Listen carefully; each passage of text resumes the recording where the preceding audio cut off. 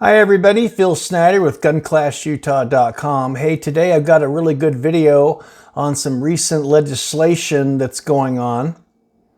Our government officials are up to a lot of nonsense, and I also want to talk about Constitutional Amendment C. So you may or may not know that July 1st, 2024, the UPD and the Sheriff's Office split from each other. That was done through House Bill 374 through the legislature. And this split affects the following communities, if you live in them: Kearns, Magna, Mill Creek, White City, Midvale, Holiday, Brighton, Copperton, and Immigration Canyon. These are all Utah cities. If you're watching this and you live outside of Utah, stay tuned until the very end, and if you're having problems with police in your area, I'll talk about some things you can do to help mitigate that problem. Sheriff Rosie Rivera, the Salt Lake County Sheriff, supported the final version of this bill, effectively removing her as the CEO of the Unified Police Department. Sheriff Rivera's statement to the press, according to a Fox 13 source, Jenna Bree, and I'll put a link in the comments. You can actually watch the video yourself. It's only a 3-minute video. But the sheriff said that this UPD Sheriff's Office split, quote, benefits me, my family, and my department. I don't know how the hell that benefits the community. I get that she's a mother and she's a grandmother and she probably wants to spend time with her kids. But, you know, that's not putting the community first for those that elect her in Salt Lake County. When this all happened, Sheriff Rivera swore in 83 sheriff's deputies that she took from the UPD to fill canyon positions in the search and rescue team, which are, by the way, mandated by law that a sheriff have responsibility for, so she had to take them over, and a few gang detectives. What people don't know is she could have sworn in an additional 247 unified police officers as part of that as well, had she successfully opposed the legislation and fought to keep those additional officers. Sheriff Rivera also said that this move benefits, quote, my department, according to the news source. I don't know how the hell that benefits her department unless the members of her department didn't like her and they got a new boss, which is, you know, it's a possibility. But I would love to know. She didn't elaborate and say how that actually benefits her department. Sheriff Rivera also commented to the same news source that not having to oversee, quote, 2 separate departments is going to benefit her. Well, it's really not 2 separate departments if you go back to pre-2010. Sheriffs prior to 2010 ran, if you want to call this 2 separate departments, they ran it just fine. They ran the Law Enforcement Bureau, which is something that she basically just let go. So maybe if it's too much for her to handle, maybe she should think about resigning. Maybe the community needs to think about that in the upcoming 2027 election when they decide who the Salt Lake County Sheriff's going to be. But she is relinquishing a lot of extra duties and not fighting for those 247 UPD officers. I know when I worked for the Salt Lake County Sheriff's Office, I'm retired now, but, you know, part of the sheriff's day-to-day duties with those uniformed patrol officers is, you know, administrative issues like, you know, hiring interviews and firing, disciplinary matters, and they get into shootings and things like that. And, you know, she has to meet with, you know, the homicide team and the detectives and district attorney's office to go over those shooting reviews and things like that. So not having to manage 247 uniformed sworn law enforcement personnel is reducing her job duties quite a bit. But isn't that why the community elects a sheriff, is to have them run their uniform patrol division. And effectively, she's just got a skeleton crew now of canyon and rescue and those Metro gang detectives, as we mentioned earlier. Sheriff Rivera told the news source, quote, "This is great for the community." How the hell is it benefiting the community for what she's done by supporting this horrible legislation? These 9 cities affected that I mentioned in the beginning of the video lost their elected sheriff to a 9-member UPD board. The UPD board is elected officials representing each of those 9 cities that I spoke of earlier. What the hell did we elect the sheriff for if she no longer represents the sworn law enforcement officers that are working in patrol? The new UPD CEO is not a sheriff, and therefore they don't answer to you as the sheriff previously did. They answered to the 9-member board. Quite a big difference. Even when the sheriff was the CEO of the Unified Police Board, she still answered to the community as an elected sheriff. She no longer has that because she's supported the bill, and now the UPD is running all of that. Here's another thing people don't think about how this affected things. Under the new legislation, all the promotions for like the police precinct chiefs, those are now decided by a board member vote of the UPD, and not necessarily somebody that you as a community would pick, but the board decides that. Funding is also now decided on a vote by the board versus before the sheriff would decide all of that. One person, your elected representative sheriff, would make those decisions on funds and allocations and things like that. That's no longer the case. The sheriff had a social worker on her mental health team that the UPD does not currently have. The sheriff told the news reporter that she is elected by the people, and that's super important when it comes to public safety. How's that working out so far? According to an August 15, 2024 Unified Police Department board meeting, they are down 31 UPD officers. 9 of those are Midvale precinct alone. That's 10% of their uniformed police presence. Truth of the matter is, of having a big brother sheriff's office, in effect, that can fill in these gaps in allocations and shortage on manpower a lot easier than the current model does with the Unified Police Department. The sheriff's office is always supposed to have more resources than a typical smaller department has.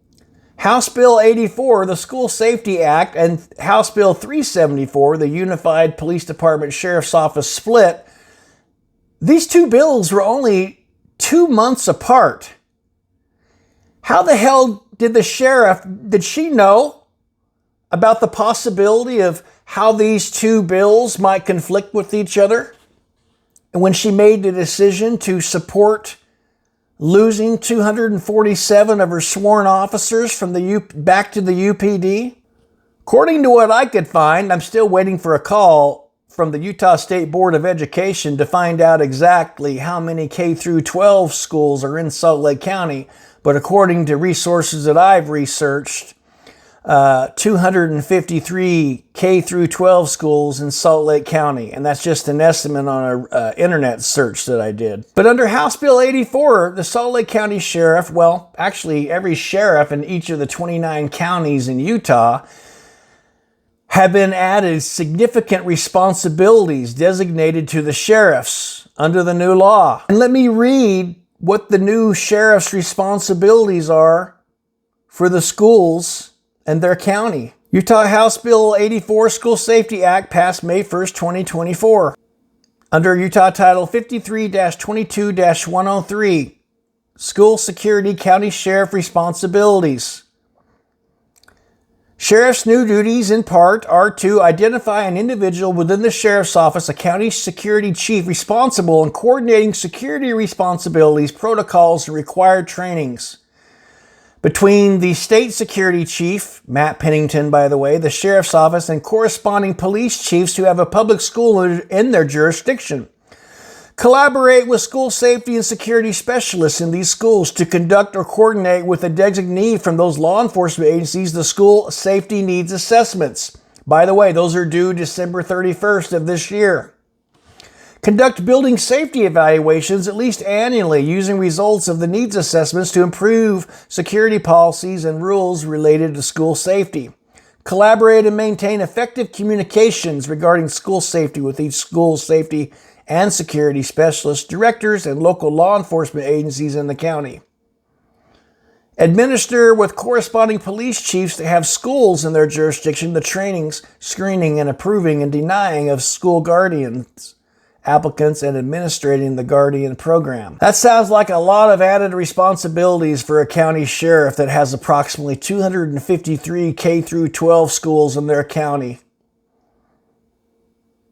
And I'm getting this number from an internet source that includes Canyon, Salt Lake City, Jordan, Murray, and Granite school districts.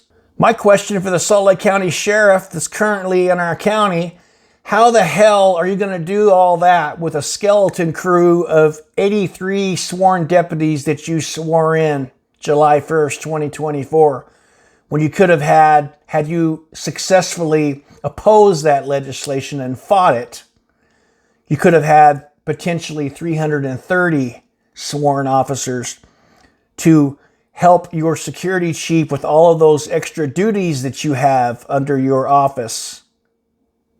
And also to fill those SRO positions that maybe the schools desperately need.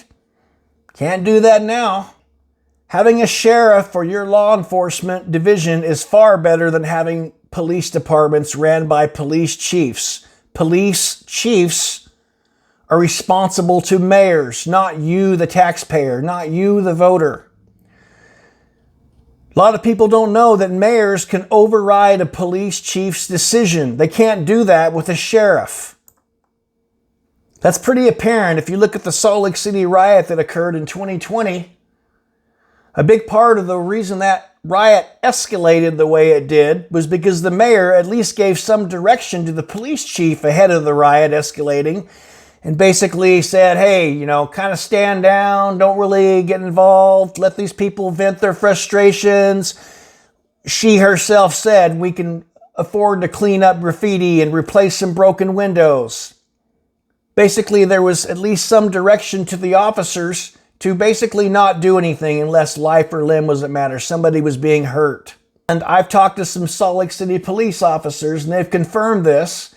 And several of them went to the hospital with injuries, being pelted with bottles. Another officer got smacked in his helmet with a baseball bat or some other object.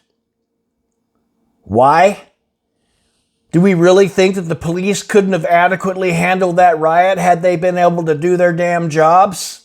Had they not had their hands tied under the direction of a mayor, funneling down the chain of command to the chief and down to the line officers on the street?